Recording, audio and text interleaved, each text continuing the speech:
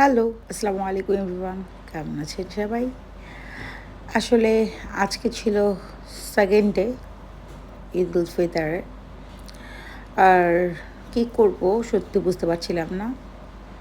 পরে চলে আসলাম কোথায়? KFC-তে বিকজ অফ আমাদের ইনভাইট করারও কেউ নাই, রান্না করে খাওয়ানোরও কেউ নাই। আর বাইরে আসলে সত্যি একটু কিছু খেতে হয়, তাই আসলে চলে আসা।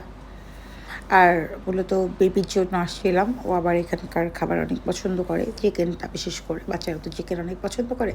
বাট এখানে এত বেশি ক্লাউড, একদম বলার মতো না। একদম র ভিডিও করেছিলাম বাট মানে এত নয়েজের কারণে অফ করে দিয়ে ভয়েস ওভার দিতে হচ্ছে।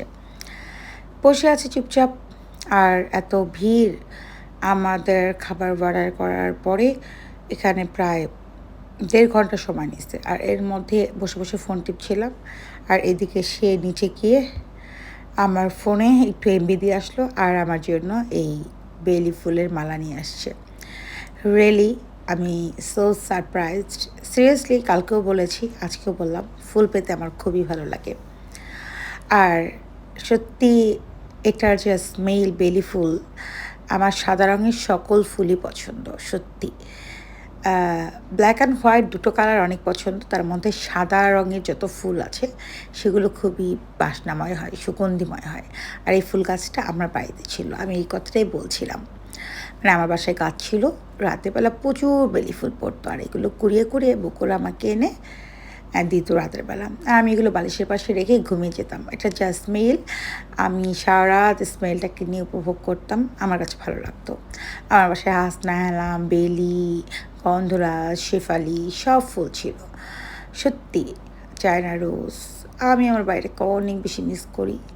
আজকেও করছি। ঈদের দিনটা আসলে কী বলবো, এই জন্যই বলছিলাম কপাল খারাপ হলে যা হয়।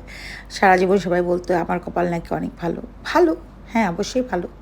কারণ মানুষের লাইফে 3টা করে মানুষ থাকে, বাবা, ভাই, হাজব্যান্ড, সবাই ভালো।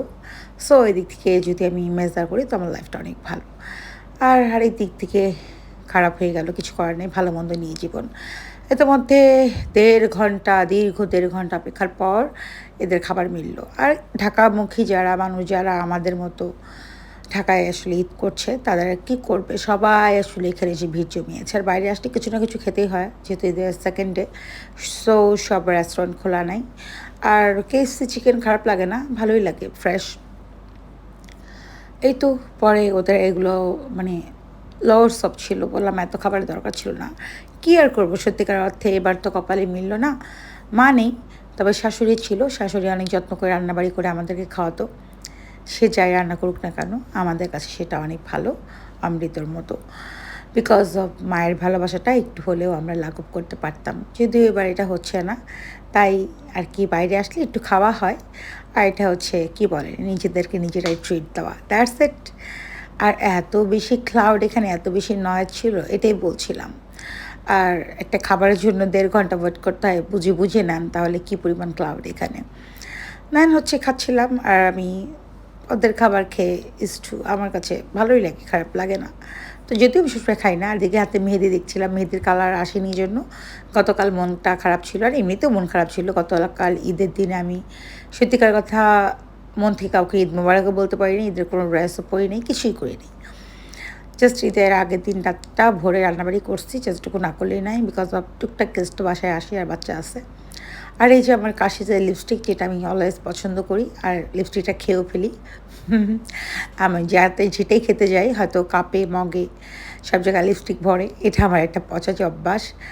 যাই হোক, কী আর করা, খাবার দাবার খাচ্ছিলাম।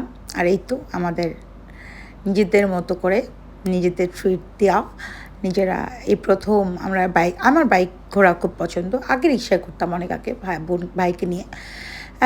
সেটা অনেক আগের কথা, 9 বছরের মধ্যে আমার মনে পড়ে না যে আমরা খুব একটা বেশি রিক্সায় ঘোরাঘুরি করছি। আমরা বাইকেই ঘুরি। আর আমার ঈদ মানে খুবই জাঁকজমক। তো এবার সে তুলনায় কোনো ঈদই হয়নি। এই তো ভালো থাকেন, কী আর করা, এই তো আমার কপালে ছিল। তো এখান থেকে বের হয়ে ভাবছিলাম কই যাব। তো সে বলছিল চলো আমরা একটু রিক্সা করে ঘুরি। তো বললাম চলো, মন্দ হয় না। খাওয়া দাওয়া শেষ আর শহরটা ফাঁকা, তো রিক্সায় ঘুরতে খারাপ লাগবে না। অনেক দিন পর এটা নিউ এক্সপিরিয়েন্স। চলো যাই রিক্সায় ঘুরতে যাই। আর এবারের ঈদে যা যা করলাম সবই আপনাদের সাথে শেয়ার করার ট্রাই করেছি।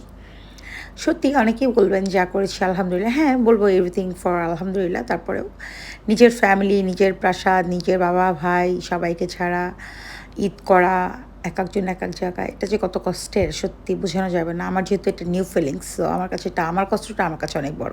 হয়তো বলবেন যে আপনার চেয়ে তো অনেক, অনেক কষ্টে আছে। এখন ভাই কে কেমন আছে এটা আমার জানার বিষয় না। আমি কেমন আছি এটাই বড় কথা। আসলে আমার মন খারাপ থাকলে কেউ বলবে না। তাই আমি কারো জ্ঞান নিতে খুব একটা পছন্দ করি না। ওভারঅল এই তো ছিল আমার কষ্টের মধ্যেও একটুখানি সুখ খুঁজে নেওয়ার প্রচেষ্টা। ভালো থাকেন সবাই। সবার জন্য অনেক অনেক দোয়া ভালোবাসা রইলো। আল্লাহ হাফিজ। দেখা হবে অন্য একটা ভিডিওতে।